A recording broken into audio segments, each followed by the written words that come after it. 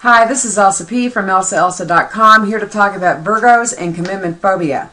Unlike Sagittarius or Aquarius, Virgo is not concerned with freedom and space.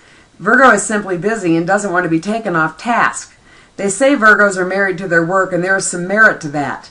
Nuns are also Virgo archetypes, married to God and to service.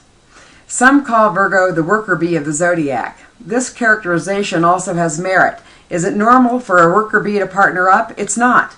If a person were 100% Virgo, they might happily stay married to their work for an entire lifetime, never feeling the urge to partner. But no one is purely one sign. A Virgo may have Libra in their chart or their sun in the 7th house, which would make them want to partner. Other Virgos may have Cancer or Capricorn in their chart, and they may want to have a family. Basically, there is more than one die thrown to make up a human being with all their nuance, so it's common Virgos find themselves torn between wanting to partner and wanting to stay single. Happily, I've seen many Virgos partner successfully. If this is what you want, here are some steps you can take that will help make this happen. Number 1, gain awareness of other people. Number 2, realize other people may not share your love of work. Number 3, communicate your priorities to potential partners. Number 4, consider how you present yourself. And number 5, consider partnering with a kindred spirit. If you follow these 5 guidelines, you'll be working with your nature instead of against it. Now let's dive in. Number 1, gain awareness of other people. Virgo is the 6th sign in the zodiac. Partnership is ruled by Libra, the 7th sign in the zodiac. Consequently, Virgo has to stretch to study Libra or to learn from Libra so they can graduate into this other realm. What comes natural for a Virgo is to work. A Virgo thinks about their work. When they think about others, often it will be in terms of work. They may think the person next to them is not working hard enough or fast enough. Even if they are stone cold in love with the person next to them, they will think about how they can show their love through work or service. How can they help this person? Help them to work in most cases, or help them to be more efficient in some way. This is not necessarily partnering. What we have here is the working Virgo taking on yet another job. This is where Virgo gets its reputation for fixing people, by the way, and most people do not want to be fixed. Even if the person does want the help, this puts the Virgo in the servant position, which they will eventually grow to resent. What's key is that the Virgo have a job, and that their job not be the partner. Rather than turn the partner into a patient or a project, the Virgo must learn that another person's problems are not theirs to solve. Some people like their problems and have reasons to want to keep them. Realizing this will take the Virgo into the intellectual realm which they enjoy. It also shows respect for the partner, who should be able to solve their own problems in their own way, in their own time, and only if they want to. Number 2, realize that other people may not share your love of work.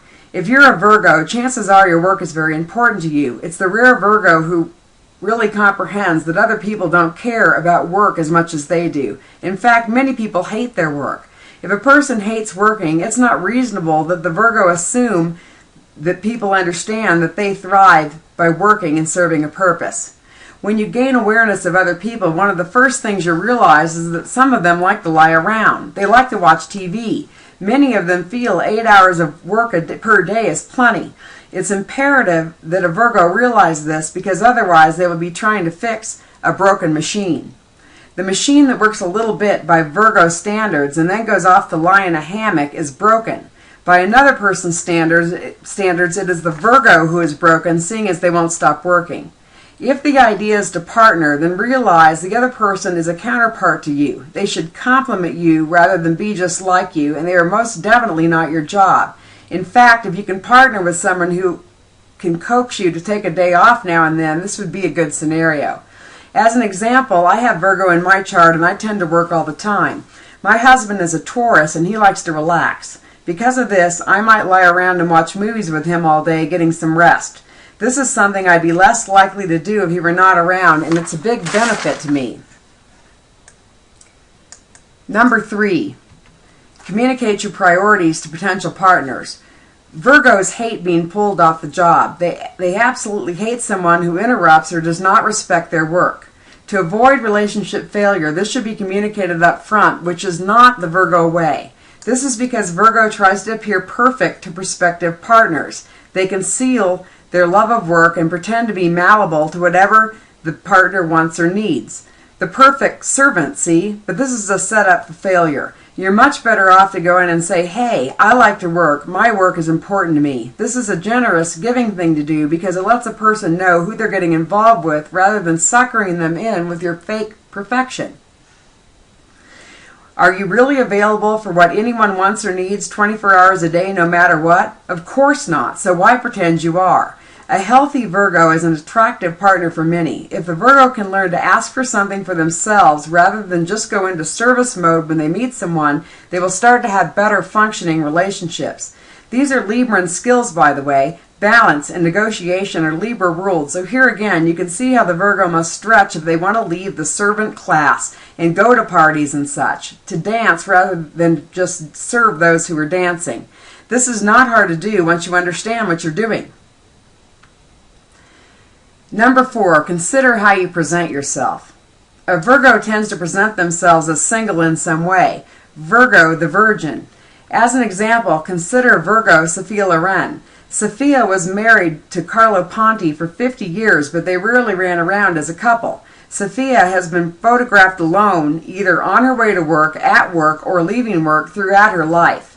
So here she is in a devoted marriage for 50 years, but no one ever knew her as Sophia Ponti, did they? I mention this because it's a common problem for Virgos who are trying to partner. They appear to have all the bases covered, and if this is the case, what's there for the partner to do? I'm not suggesting you run around trying to look helpless. I am suggesting that people who stop work long enough to interact with others, a Libra thing, will have a much better chance of falling in love. Number 5, consider partnering with a kindred spirit. It's hard for a Virgo to hang around a slug-type personality for long, as they will almost always move to pick up the slack. This winds up draining the Virgo.